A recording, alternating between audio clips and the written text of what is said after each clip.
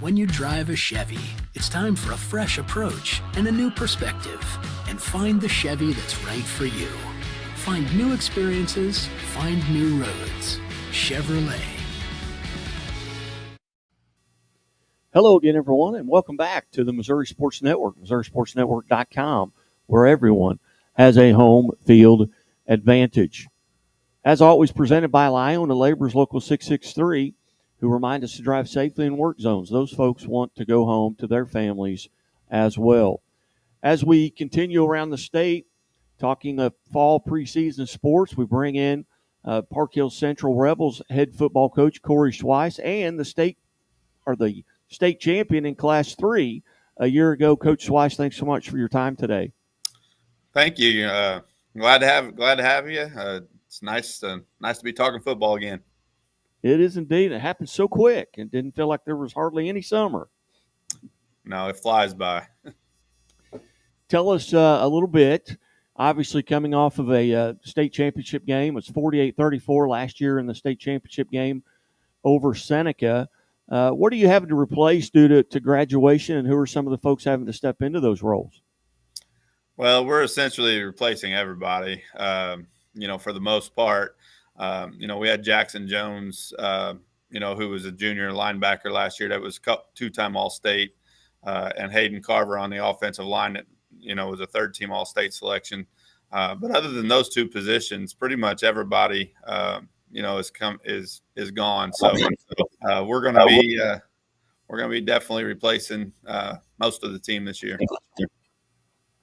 Coach, what's the summer been like, and what have the numbers been like for the Rebels? Well, to be honest, our numbers aren't as good as what they've been in the past. You'd think, coming off a state championship, your numbers would be probably better, but we just have some classes that just relatively not many participants in football. Our 8th grade class last year didn't even have enough to field a team. I think we had 14 kids, and we did some scrimmage type stuff is all we were able to do. And that's probably the lowest number of students that we've had in any grade entering high school, really since I remember. So, it's kind of disappointing as far as that goes, but we do have a really big sophomore class, and hopefully that class will be enough in there to help our small junior and senior classes, and especially that small freshman class. We're about 2 weeks into practice here as we open up the season. Tell us a little bit about how that has went, and then what the Jamboree plans are for you Friday night. Well, so we've, obviously all summer long we've been doing a lot of work. I mean, honestly, the work started for us, as soon as the state championship game was over, and you're starting to think about how to replace people. And I've been doing this a while, so I know, we've run probably 4 or 5 different style of offenses in my time here. And usually the players kind of dictate what you can do. And we've been fortunate for the last 4 years to have some really good quarterbacks and really good receivers and, really, really good everything. And we've been able to kind of sling the ball around a little bit. But, we're going to have to change things up. We obviously don't have those type of players anymore. So I don't really want to go all the way back to the 3-back stuff, but we've done some split back, we've done some I-back, split back veer type stuff. We'll do some things that are more traditional, as far as traditional in the early 2000s, more so than probably the stuff that's more recent. But obviously we'll dabble in that stuff a little bit because we've been able to do it over the last few years, so our kids are familiar with it. But again, personnel is going to dictate a lot of what we're able to do. And we'll try to do some of the same things we've been doing that's been successful. But if we can't execute it, it always comes down to execution. If you don't have the players to execute it, then you can't do it, even if it looks good or is hard to defend. If you can't execute it, it really doesn't matter. So we've got our hands full, really, on both sides of the football, just because we've been spoiled the last handful of years with some really good talent.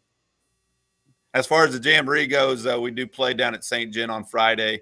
I think Potosi, St. Genevieve, and I think Oakville's down there. So we should be able to see our kids compete a little bit, and hopefully that'll help us solidify where we need to put some people. As you go into a jamboree, especially having to replace what you're replacing, what are some things you're looking for? I mean, obviously you want to come out of it healthy. That's number one. But what are some other goals there in that jamboree? Well, in a lot of years when I go down to the jamboree, we're playing guys that are vying for spots. We're playing some second team guys to see if we can get some reps. We don't really play our starters a whole lot in the jamboree. I mean, we may a handful of snaps, but not very much. That's not going to be the case this year because we're going to be playing who we think needs to start. Um, and those guys that are going to be vying for those spots, that's pretty much everybody on our team. So, um, you know, it, we're going to be playing a lot of reps, a lot more reps with the guys that we think are going to be playing week one in the jamboree this year than we do most years. But that's because we really don't know yet. I mean, this is one of those years I really expect our team to be a lot better in week 9 than they are in week 1. And really that starts in the jamboree. Like we've got a lot of work to do. I could see our lineup being a lot different in week 4 than it is in week 1, depending on how guys develop and how guys are performing. And we don't really have the high end type talent guys that we've had in the past, but we do have a lot of guys that are similar. So it's going to be it's easy to be on the field one week and not on the field the next week, depending on how we're performing. So we'll just have to see how it plays out. And with regards, I know a lot of folks in, Southwest Missouri, there's been a lot of conference changes. The conference in Kansas City changes all the time, and it really changes up people's schedules. What is your schedule any different or noticeably different from a year ago? Yes, we knew we're good, for the last handful of years, and we've been playing teams like MICDS and Poplar Bluff and Cape Central and a lot of bigger schools, class 4, class 5 schools, Farmington. This year, we kind of tried to, we knew we weren't going to be quite as talented. So we kind of did schedule. I don't want to say scheduled down, but we did take Cape and Poplar Bluff off the schedule. We start with Owensville and Jefferson, R7 the first 2 weeks. So that'll be more, our size schools that we're starting with. And then we still do play St. Dominic week 4, which is a really good class 5 school. And we still will play Farmington at the end of the year, which is another pretty good class 5 school. And they're going to be a lot better this year.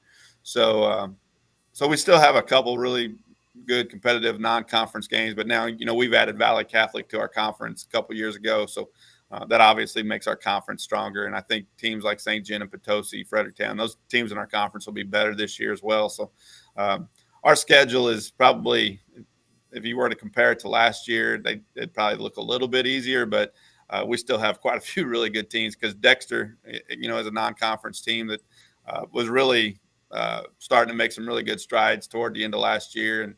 And they have pretty much everybody coming back. So that's another team that's on that schedule that's going to be pretty good. So we'll have our hands full for sure. Tell us a little bit, first off, what's the name of your conference and who are the members?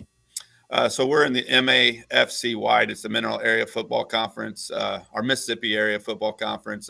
We're in the white division. Our conference is really split up into 3: a large school, a small school, and a medium-sized school. We're in the middle division with the class 3 schools. Our conference is basically us, Fredericktown, Potosi, St. Genevieve, and then Valley Catholic, who was in the small division, but when they got the private thing and they moved up to class 3 that few years back, we added them to our conference. And they're back in class 2 now, but they're always going to be on that borderline probably now of class 2 and class 3, depending on how they do. So I expect them to be probably back in class 3 next year after they have another really good year this year. Well, outstanding. Well, Coach, now a friend of the show. I mean, we have a rule here. If you come on 3 times, you automatically become a friend of the show, and you've been very gracious with your time several times with you and your players over the past couple of years, and we greatly appreciate you being part of the Missouri Sports Network. Well, I appreciate it. I been doing this a while, and the coverage that you guys do has been top of the line. So I appreciate you guys including us. I know you guys are from a little bit of a different part of the state, but I think that's one thing. I feel like when you can become pretty good, and we've been pretty good. lately, you kind of get your school's name out there a little bit. And we've been fortunate enough to do that. And we appreciate you guys taking the time to include us in your coverage. Very good. And it's, we'll interview everybody. We've had Dexter on in volleyball. I just got done doing Valley Catholic football here just last week, and we had Hannibal, and we've had Liberty North. Of course, they're the Class 6 state champions. But it's I enjoy doing it, and it's selfish really on my part. I just want to know what the heck's going on, and what better way to do it than just start asking the right questions to the right people. Yeah, I kind of envy you a little bit, because there's a lot of times I want to know how teams are too, especially when you get to this time of the year and you want to kind of put a feeler out there and kind of see what's out there, and you start looking around for information. And now that I've been a part of this, I really enjoy what you guys do, and I like listening to you, to be quite honest. Well, I enjoy you as well, Coach, and thanks again. And I'm sure we'll talk during a scoreboard show at some point this year, and maybe get you back on the air. But scoreboard shows are all by phone, so that's a lot easier to do than these video stuff. Well, that anytime I'll get on there anytime with you. All right. Coach Corey Schweiss, Central Park Hills head football coach and defending Class 3 state champions. And we'll be back after this. Thanks, Coach. Thank you. Appreciate it.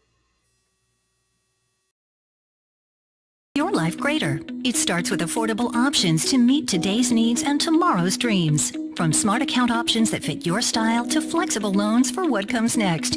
It means convenient ways to access and manage your money whenever you need it and wherever you're headed. Most of all, it takes great support. Someone you can count on for trusted guidance and to be there for you every step of the way. Great options, great